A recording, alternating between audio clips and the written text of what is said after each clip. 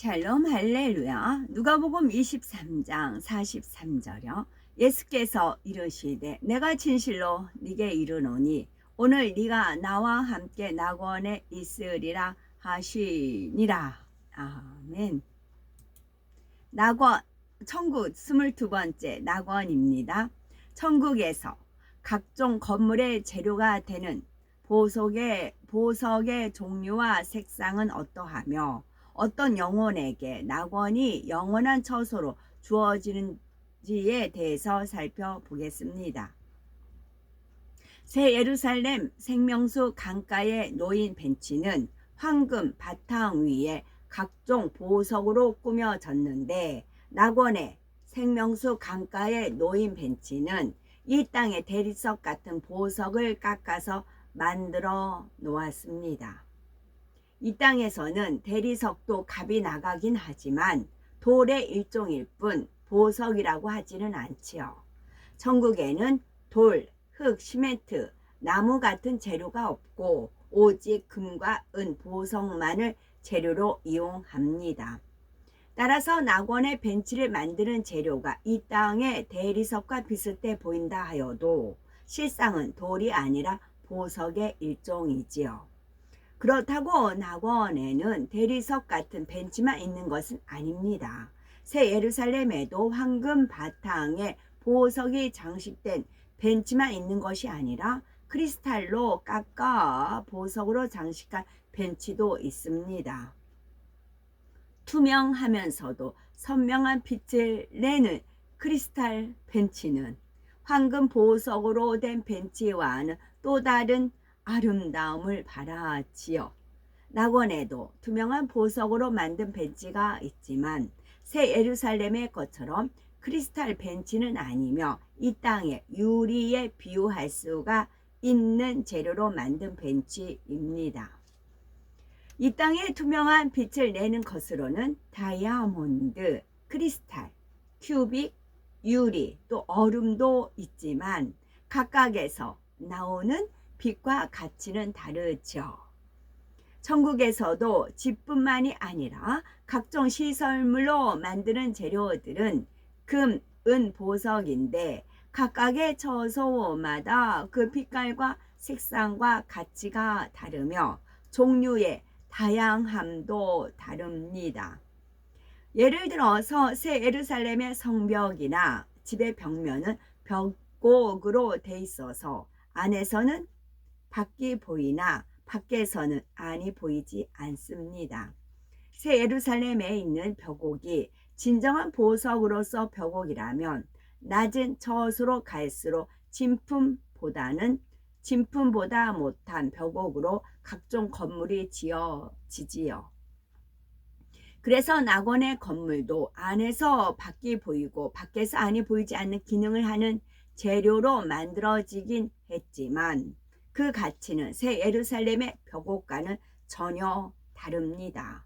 천국에는 돌, 흙, 시멘트가 없기에 낙원의 건축물을 만든 재료도 보석의 일종이기는 하지만 진품 보석은 새 예루살렘에 있으며 낙원의 보석은 빛깔과 색상, 가치가 다른 것이지요.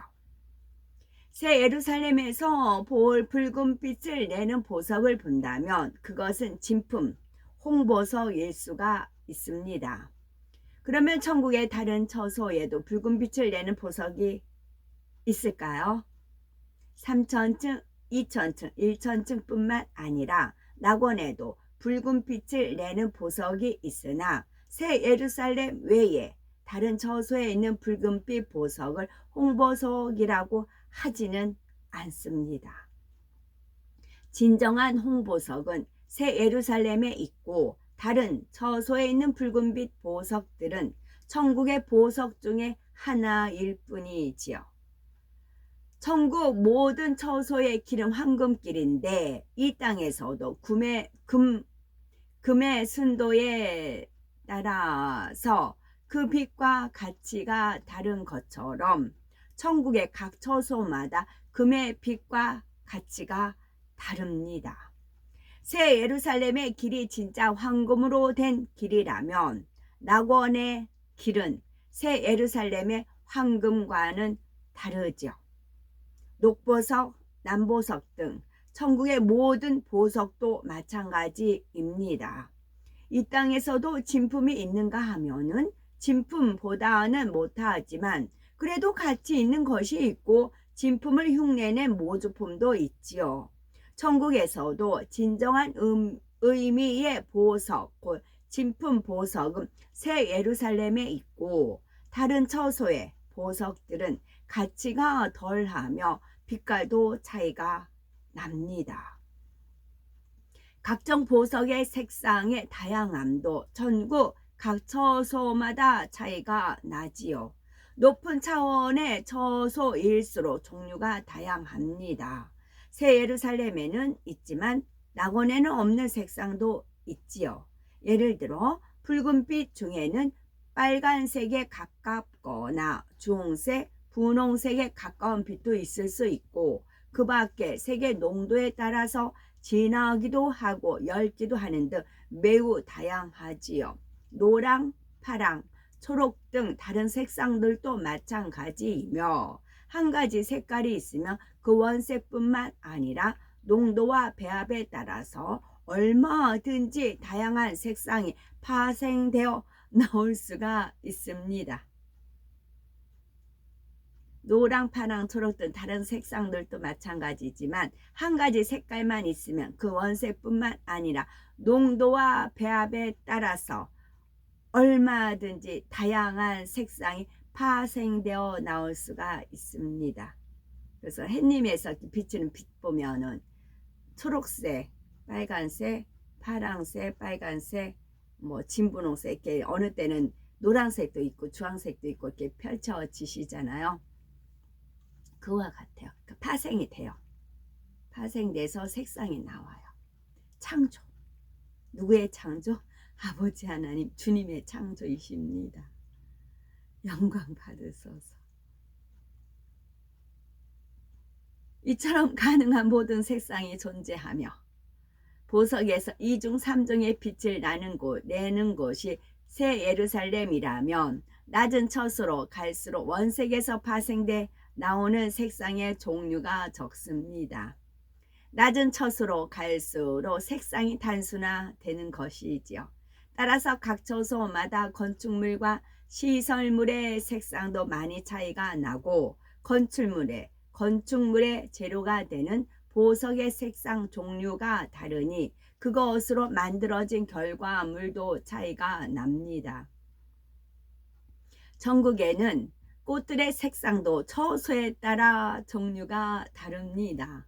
그래서 낙원에 있는 영혼이 새 예루살렘에 초대받아 집이나 정원을 돌아보면 황홀할 수밖에 없습니다. 집의 크기나 모양 때문이기도 하지만 낙원에서는 볼 수 없었던 색상이 새 예루살렘에 있기 때문이지요.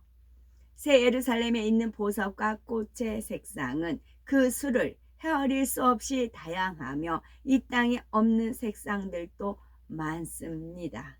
그래서 새 예루살렘의 아름다운 전경을 그림이나 모형으로 표현하고자 하여도 이 땅에서는 한계가 있지요. 이 땅의 어떤 짐승도 천국에 가지 못합니다.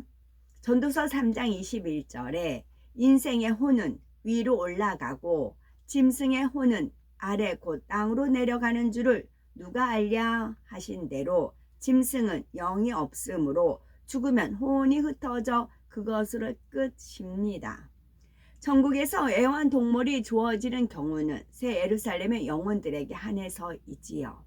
그것도 새 예루살렘에 들어간 모든 영혼에게 주어지는 것이 아니라 원하는 사람에게는 주어질 수가 있다는 것입니다. 그러면 저한테는 황금 사자, 황금 깃털, 숫사자, 황금 깃털 모든 그 사자가 애완용이에요. 저한테는 황금 숫사자가 애완용입니다. 그러면 새 예루살렘에서 주어진 애완동물 중에 이 땅의 개와 같은 동물도 있을까요? 성경에는 개가 좋지 않은 비유로 쓰였으므로 새 예루살렘에는 개는 없고 애완동물로 주어지지도 않습니다. 사람들이 개를 애완용으로 키우는 이유는 주인을 알아보고 비교적 잘 순종하며 따르기 때문이지요.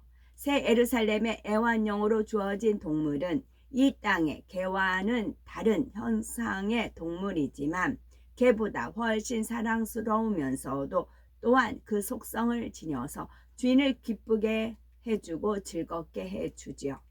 천국에는 특히 새 예루살렘에는 이 땅에 없는 다양한 종류의 동물들이 있는데 훨씬 더 사랑스럽고 귀여우며 멋집니다.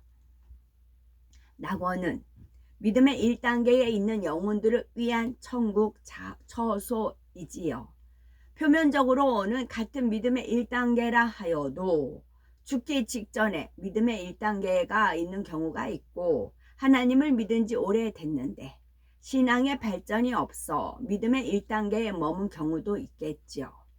믿음의 2단계, 3단계였던 사람이 시험이 들어서 믿음의 1단계로 떨어진 경우 또는 성령 해방, 모독, 거역이나 현저한 육체의 일을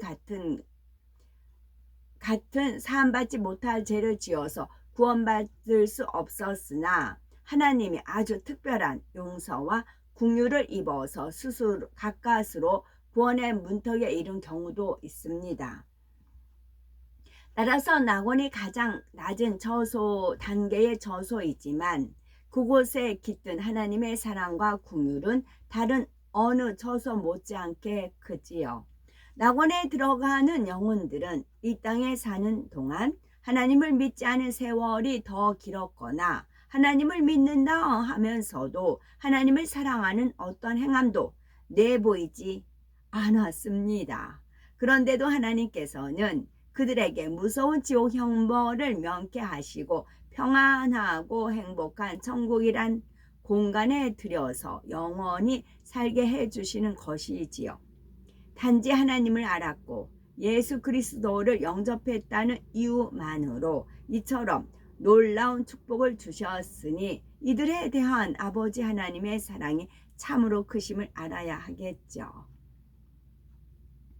그러면 낙원이 영원한 처소로 주어지는 경우에 대해서 살펴보면 첫째는 죽음 직전에 죄를 회개하고 주님을 영접함으로 구원받은 경우입니다.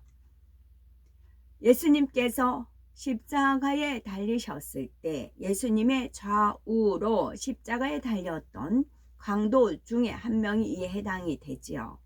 한편 강도는 예수님을 비방하였으나 다른 편 강도는 오히려 그를 꾸짖으며 죄를 회개하고 예수님을 구세주로 영접하였지요. 회개한 강도에게 예수님은 오늘 네가 나와 함께 낙원에 있으리라 하시며 구원받았음을 알려주십니다. 이 강도는 예수님을 구세주로 영접했을 뿐 죄악을 싸워버린 것도 하나님의 말씀대로 산 것도 아니었습니다. 죽음 직전에 예수님을 구세주로 영접했으므로 하나님의 말씀을 듣고 배우며 깨우쳐서 행할 시간이 없었지요. 이처럼 예수 그리스도를 영접했지만 하나님의 나라와 의를 위해서 수고한 것이 없는 사람에게 예비된 천국이 낙원입니다. 그렇다고 죽음 직전에 주님을 영접해도 구원받아 낙원에 들어갈 수 있으니 나도 그렇게 해야겠다 라고 생각하시면 큰 오산입니다. 만일 회개한 강도에게 이후에 신앙생활 한 시간이 주어졌다면 결국은 구원받아 천국에 이를 수 있는 중심이었기에 하나님께서는 그가 구원에 이르도록 하신 것입니다. 하지만 누구나 죽음 직전에 주님을 영접할 수 있는 것은 아니며 믿음이 순식간에 주어지는 것도 아닙니다.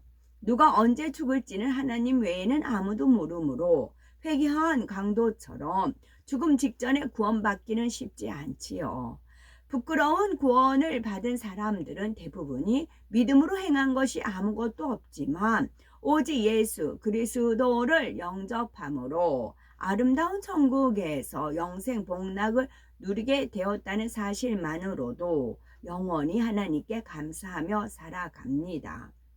만일 하나님께서 공의대로 한다면 이들은 구원받을 조건에 심히 미달되므로 추수 때 쭉정이를 미련 없이 버리듯이 버릴 수가 있습니다. 그러나 사랑과 긍휼의 하나님께서는 죽기 직전에라도 죄를 회개하고 예수 그리스도를 영접하는 것을 믿음으로 보시고 구원에 이르게 해주시지요. 물론 이런 경우는 많지가 않습니다. 대개 가족들이 그 영혼을 위해서 지극한 사랑의 기도를 쌓고 하나님 앞에 믿음의 심음도 있었던 경우를 알 수가 있지요. 아브라함의 사랑의 기도로 소돔성의 롯과 그의 가족들에게 구원의 길이 열렸던 것처럼 영적인 끈으로 연결된 가족들의 사랑의 중보 기도와 믿음의 심음 등의 한 영혼이 구원받을 수 있는 중요한 요소로 작용될 수가 있는 것입니다. 앞으로도 구원에 관한 말씀을 들을 때 이러한 영적인 원리를 잘 기억하셔야 되겠죠. 아멘.